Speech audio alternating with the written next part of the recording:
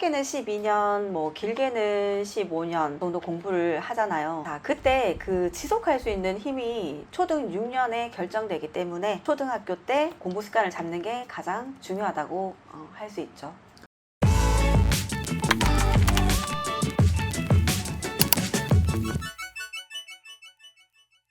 그러면 그런 공부 습관을 들이기 위해서 공부방에 안 있고 그 집에서 그 부모님들이 옆에 앉아 있는 게 좋을까 아니면 혼자 그냥 알아서 하게끔 하는 게 좋을까요? 초등 저학년 때는 어머니들께서 옆에서 같이 봐주시는 게 좋아요. 대신에 어머니가 직접 풀어주는 거는 추천하지 않습니다. 아이가 스스로 하는 거를 옆에서 지켜보시는 게 제일 좋고요. 그리고 고학년쯤 되면은 아이들이 스스로 할 수 있게끔 점검만 해주시는 걸 추천합니다. 그럼 옆에서 이렇게 지켜보면서 그 어떤 공부라는 산을 조금씩 넘어가는 거를 이제 하다가 조금씩 어려워할 때 약간씩 거들어주는 그렇게 이제 하는 게 좋다. 이런 말씀이시다, 그죠? 그렇죠. 네. 그 보통 이제 부모님들께서 학원을 이렇게 보낼 때 그 학원에서 그냥 알아서 해주겠거니 라고 이제 생각을 하시는 경우가 많은 것 같아요. 학원에서 이제 숙제를 내면서 아이들이 집에서 공부할 수 있는 시간을 가질 수 있도록 해주는 곳도 있고요. 또 아니면 숙제가 없는 곳도 있기 때문에 학원과는 별개로 집에서 이제 공부할 수 있는 시간, 일정한 시간은 확보를 해주는 게 좋습니다. 만약에 이제 우리 친구가 학원 숙제가 있어요. 학원 숙제나 학교 과제가 많이 있어서 집에서 부모님께서 뭐 이렇게 따로 말씀을 하지 않아도 앉아서 공부하는 시간이 40분 이상, 뭐 30분, 40분이 된다고 하면 그게 계속 지속이 되면 공부 습관이 자리가 잡히겠죠. 근데 그런 부분이 일제 없다. 그러면은 집에서 따로 책을 읽는다든지 아니면은 스스로 학교 예습과 복습을 하는 습관들을 길러주시는 게 가장 좋습니다. 그러면은 그 부모님들이 잔소리를 좀 많이 이렇게 하게 될 수도 있는데 부모님께서 잔소리 없이 좀 습관을 좋게 좀 유지를 하게 되는 어떤 방법이 있다면 조언을 좀 해주실 수 있나요? 사실 잔소리 없이 하기는 좀 많이 힘들죠. 네, 많이 힘들지만 아이가 스스로 계획을 세우는데 동참하게 하면은 내가 한 선택이기 때문에 내가 한 선택에는 조금 더 책임감을 가지는 것 같습니다. 그러니까 아이들한테 오늘 뭐 수학 문제집 몇 쪽 풀까?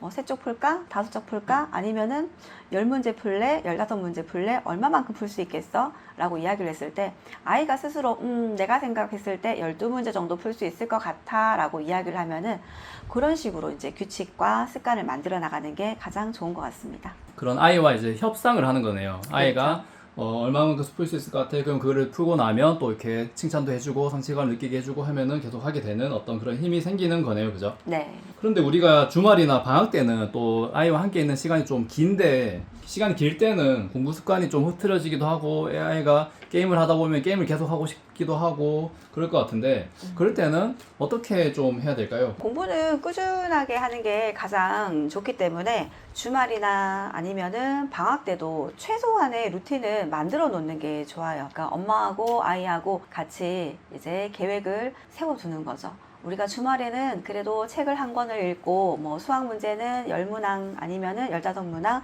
우리 얼마만큼 푸는 게 좋을까? 최소한의 루틴을 만들어 놓고 그리고 그 루틴을 계속 반복할 수 있도록 하는 게 가장 좋습니다. 결국에는 이 모든 건 참 협상인 것 같습니다. 아이와 협상을 잘해서 딜이 되면은 서로 지키게끔 하는 게 참 중요한 것 같다, 그죠? 그렇죠. 그리고 네. 그 뒤에 오는 칭찬, 칭찬과 네.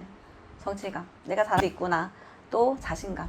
그게 가장 중요한 것 같습니다. 그 아이 입장에서는 가장 큰 어떤 그 선물은 그 작은 거를 잘했을 때의 어떤 큰 칭찬. 네. 네, 그거를 통해서 성취감을 더 느끼게 되고 더 잘하게 되는 어떤 큰 운동력이 되겠네요. 그죠? 네네. 그러면은 우리 저학년일 때랑 초등학교 고학년일 때랑 그 공부 습관은 좀 많이 다른가요? 어떤가요?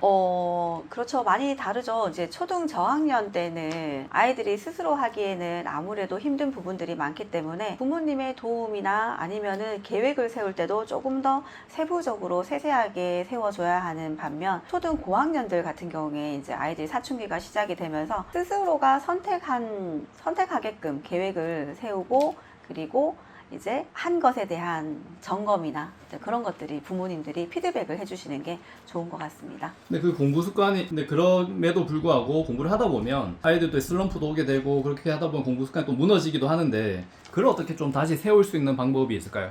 다시 처음부터 차근차근히 10분, 15분, 20분 조금씩 늘려나가면서 그리고 늘려나감에 있어서 잘했다고 칭찬해 주는 거. 네, 그게 이제 참 초심인 것 같아요. 원장님 생각에 결국 공부 습관을 잡는 핵심 원칙이 있다면 뭐라고 생각하시나요? 성취감에서 오는 자신감, 그리고 이거 한번 해볼까 하는 동기유발의 선순환이 핵심인 것 같습니다. 네, 그러면은 우리 마디온 교실에 학생들이 오면 그 작은 단계부터 시작을 해서 그 성취감을 주면서 칭찬을 해주면서 공부 습관이 잡히게 되니까 공부를 잘할 수밖에 없는 그런 구조가 되어 있다, 그죠? 네, 그렇습니다. 네, 오늘 좋은 말씀 감사합니다. 네, 감사합니다.